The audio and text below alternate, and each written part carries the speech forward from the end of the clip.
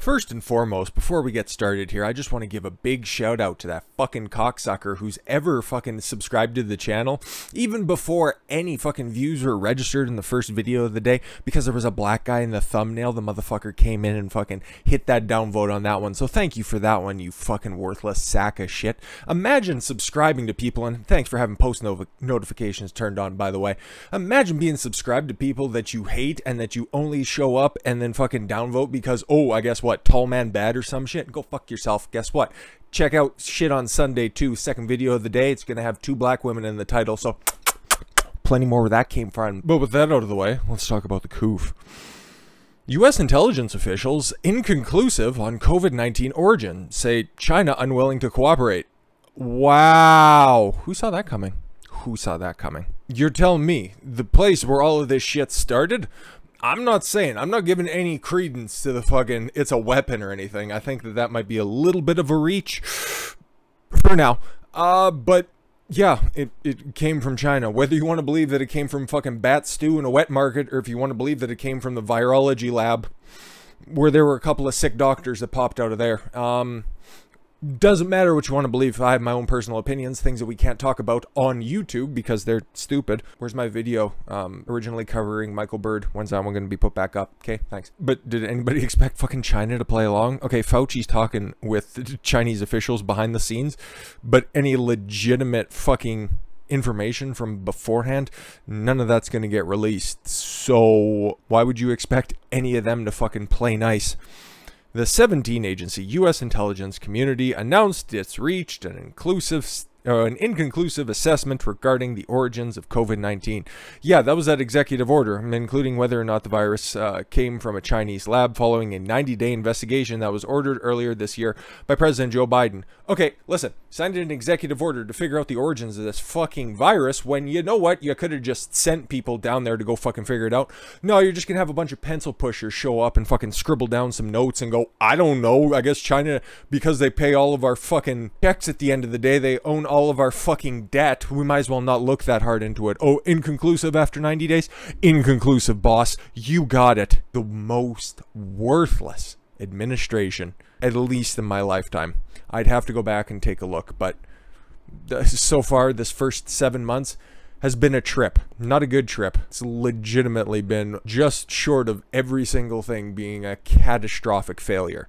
It could still get worse from here. It still will get worse from here. But my God, if there's anything that they could do right, they sure need a fucking dub, and that ain't coming today.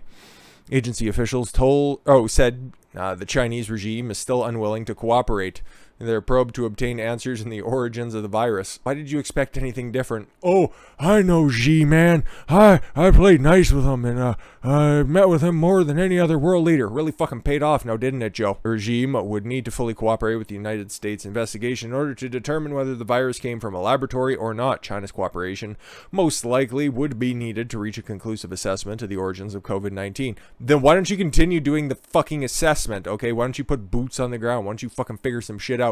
No, China doesn't want to play along, so we're not going to figure anything out. Okay, cool. So we know Fauci, thanks to his emails, he's in contact with the CCP, sorry. See, this is what happens when you talk Canadian politics during an election and you're trying to talk about a tyrannical dictatorship, and a couple of acronyms just really kind of line up nicely with one another. That's what happens. But yeah, Fauci has got the ear of Biden, and they're discussing the science. Biden and Fauci discussing requiring COVID booster shots every 5 months. Again, okay? I'm not Don Stradamus, okay? I'm not making any grandiose fucking statements that I don't think are gonna fucking happen, that I can't foresee into the future, okay? What did I say? You think it's gonna stay at 8 months? Yeah, it's gonna get dropped down to 6, and then it's gonna be quarterly. Looks like I fucked up a little bit on the timing. They're just gonna bypass the whole fucking 6 months thing. They're gonna try to get you on certain years.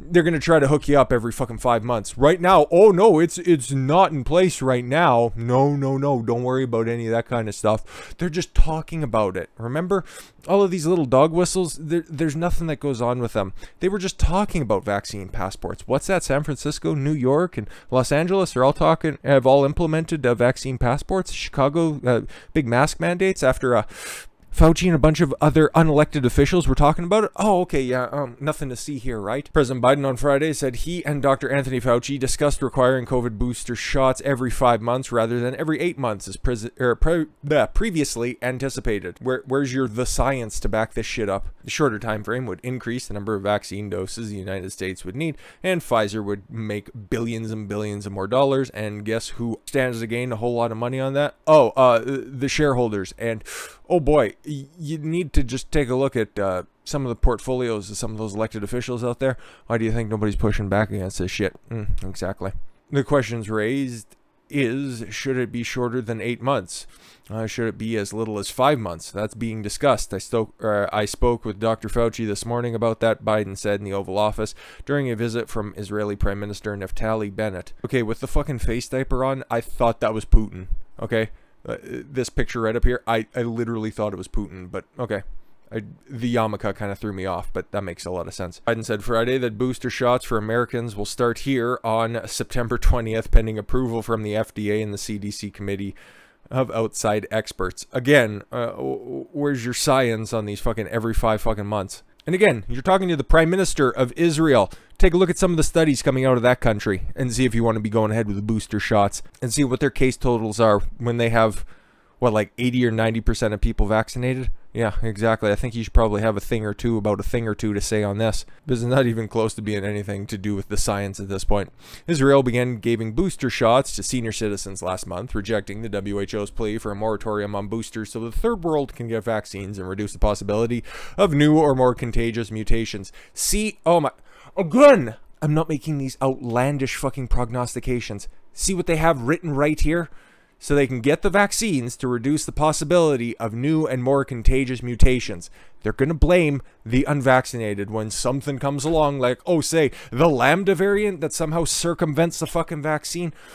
I'm just saying, get ready. Sharpen your skills. Because they don't care about the science. These authoritarians are going to do whatever the fuck they want. This is something that we covered, I think it was at the beginning of the week, where a bunch of fucking Karens got together and tried to challenge the ban on mask mandates in schools because they want to punish all children for some fucking reason.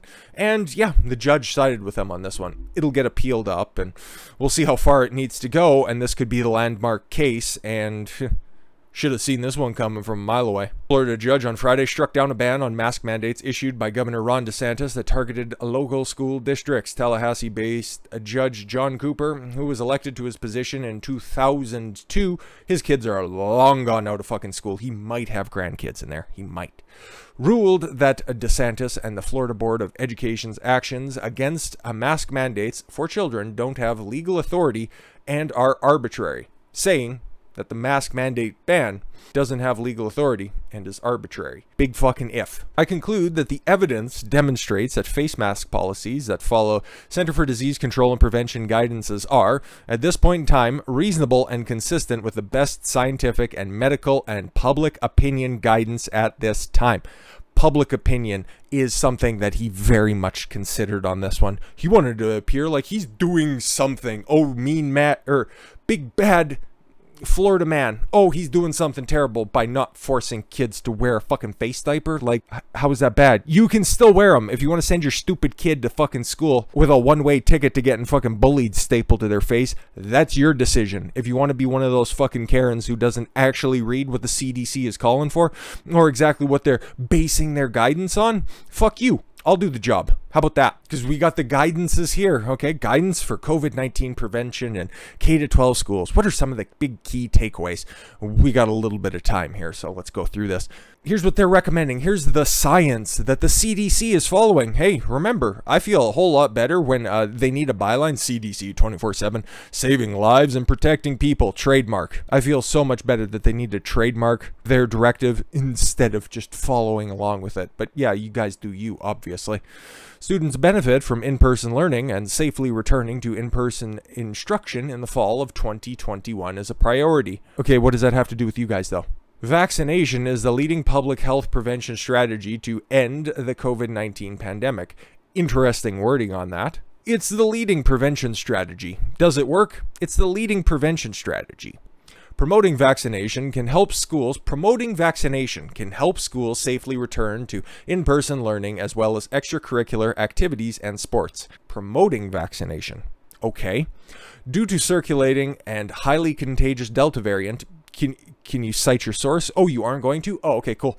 CDC recommends universal indoor masking by all students age 2 and older, staff, teachers, and visitors to K-12 schools regardless of vaccination status. But remember, vaccination is the leading public health prevention strategy to end the COVID-19 pandemic. We're telling you to wear masks inside all the time. Notice how none of this stuff is making a whole hell of a lot of sense? Oh, but this is the CDC guidance. We're going right through the documents. CDC recommends that all teachers, staff, and eligible students be vaccinated as soon as possible. However, schools have a mixed population of both people who are fully vaccinated and people who are not fully vaccinated. Elementary schools primarily serve children under 12 years old who are not yet eligible for the COVID-19 vaccine at this time. Why is that? You've approved it for adults over the age of 16. At least the Pfizer jab is. Why are you waiting for anybody younger than that? I'm just asking questions. Other schools, middle schools, K-8, may also have students that are not fully yet eligible for COVID-19 vaccination. Depends on what part of the country they're in and how many grades some of those kids have been pulled back. Yeah, they might be a mixed school. And high schools may have a low percentage of students and staff fully vaccinated despite vaccine eligibility, and we need to change that. Now let's get into some of the science. COVID-19 vaccinations among all eligible students as well as teacher, staff, and household members is the most crucial strategy to help schools safely resume full operations. Or you could just open up the schools. How about that? You guys know my opinion on public schools, but with that aside, vaccination is the leading... Okay, again, with this fucking propaganda line, you just keep saying it over and over again. Low information people just pick that up and continue to run with it. So you just keep telling us with the exact same wording. Vaccination is the leading public health prevention strategy to end the COVID-19 pandemic. Vaccination is the leading public health prevention strategy to end the COVID-19 pandemic. People who are fully vaccinated against COVID-19 are at a low risk of symptomatic or severe infection. Interesting phrasing, once again. A growing body of evidence suggests that people who are fully vaccinated against COVID-19 are less likely to become infected and develop symptoms and are as substantially, my mistake, reduced risk from severe illness and death from COVID-19 compared to unvaccinated people. All I can do is think back to when Biden said something very controversial and very wrong about vaccines from a couple of press conferences ago, but hey, the president can get away with certain things, but it looks like his numbers finally getting pulled. We'll have to see though. Only a small portion of fully vaccinated people get infected, breakthrough infections. Yeah, small percentage, right? Don't look at any of the numbers that are out there, though. Small percentage. Even with the Delta variant. Moreover, when these infections occur among vaccinated people, they tend to be milder and along those who are unvaccinated. So you have vaccinated people, okay? And then if you get a breakthrough case, it's what the CDC is at least telling us right here. They tend to be milder than among those who are unvaccinated. So why are we still locking down the world? Why are we still imposing these fucking mandates? More questions. More questions. Not very many answers. To promote vaccinations, schools can visit vaccine.gov to get the most recent line of propaganda. Encourage teachers, staff, and families, including extended family members that have frequent contact with students to get vaccinated as soon as they can. Write down their name, age, birth date, blood type, and get a fingerprint if you can. Consider partnering with state or local health authorities to serve as COVID-19 vaccination sites. Oh yeah, just set up little camps on every street corner. Workplace vaccination programs have information for employers and recommended policies. Fuck off. Find ways to adapt key messages to help families, teachers, and staff become more confident about the vaccine by using language to... They're teaching you how to manipulate people. What? Oh my god. Tell people about the benefits of joining our delicious cult of the vaccinated with using proper language, tone, and a format that fits the needs of the communities and is responsive to concerns. You motherfuckers, man, I tell you. As you can see, none of this is cited with any sort of science. This is just all listen and fucking believe talk. Consistent and correct mask use. Teachers, staff, and students consistently and correctly wear a mask. They protect others as well as themselves. We'll get into that very shortly. Because they got hyperlinks. We got that shit open as well. is especially important indoors and in crowded settings where physical distancing cannot be maintained. CDC recommends for indoor masking for all individuals aged 2 years and older, including students, teachers, staff, visitors, don't care. Outdoors, in general, people do not need to wear masks when outdoors. Sweet, let's go over to the science. SARS-CoV-2 transmission in schools among students, families, teachers, and school staff.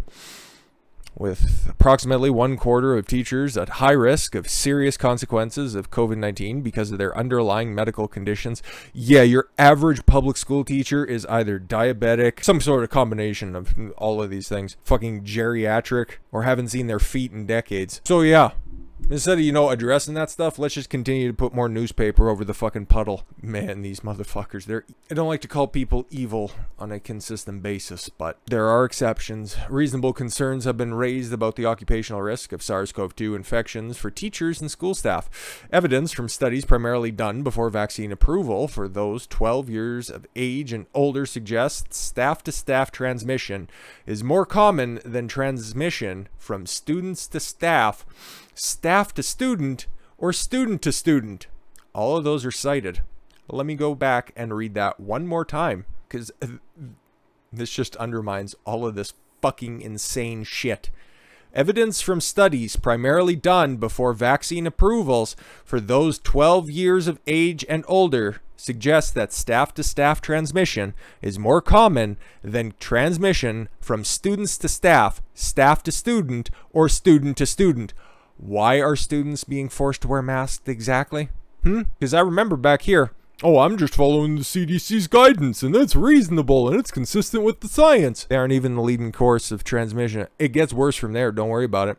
For example, the large UK study, most outbreak cases were associated with an index case, initial case, in a staff member. Therefore, school interventions should include prevention strategies to reduce the transmission potential of staff members. Staff members. Last time I checked, they might be mentally there, but at least they're over the age of 18. Detection of cases in schools does not necessarily mean the transmission occurred in schools. Again, you're really undermining your argument here. The majority of cases that are acquired in the community and are brought into a school setting, can you prove any of that? Most of it happens outside of the school, but then you just bring it in because, I don't know, all these kids are just fucking wearing the same clothes over and over again. I don't get it. Results in limited spread inside school when multiple layered prevention strategies are in place. Or it's just not that common for kids to be passing this shit on. You guys said it right there. Findings from several studies suggest that the fucking Coof transmission among students is relatively rare. Findings from several studies suggest that SARS-CoV-2 transmission among students is relatively rare. Following the science, huh? Following the science. Particularly when prevention strategies are in place. An Australian study of 39 COVID-19 cases among 32 students and 7 staff traced contact across 28 schools and 6 early childhood centers and found only 33 secondary positive cases. Really fucking wide-ranging spread. And again, they aren't even telling you about symptoms. Do these kids have a runny nose? Were they bleeding from the eyes? Don't fucking know. Don't fucking know. But 33 cases out of 3,439 close child contacts and 385 close staff contacts. Really following the fucking science here, aren't we? How about transmission in early childhood education settings? Although the data is more limited on ECE settings, several findings are noteworthy.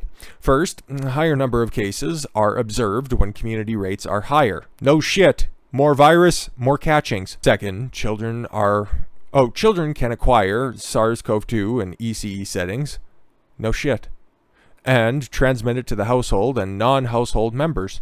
Yeah, that's how it works. We got it. How rare is it? How often does it happen? Third, when prevention strategies are in place, a secondary transmission appears uncommon. Okay. Not saying which ones those are. Physical distancing, vaccinations. No, prevention strategies are in place. That could just be wiping shit down, making sure that things are clean, making sure kids wash their hands, making sure they don't fucking spit and breathe and shit on one another. But yeah, no, slap masks on kids' faces at school because the science backs it up. That's why I wanted to go through all of these CDC studies. They're all full of fucking shit. But follow the CDC, follow the WHO, follow the science. I gotta say that is a disclaimer, because YouTube, you know, that's their trusted sources. And then they also run with the Toronto Star up here in Canada, who will also tell you that they don't have any sympathy for unvaccinated people who catch the cold and hopefully they fucking die. Evil motherfuckers, man. But yeah, all of this stuff, it's right there. It's right there in writing. So if they decide they want to take down this fucking video, be my guest. It's all your fucking sources right there. You got to eat your own words on this one, cocksuckers. Thank you all very much for the gift of your time. I've been Don Consuelo. I want you to follow your gut and get after it. Take care, everyone.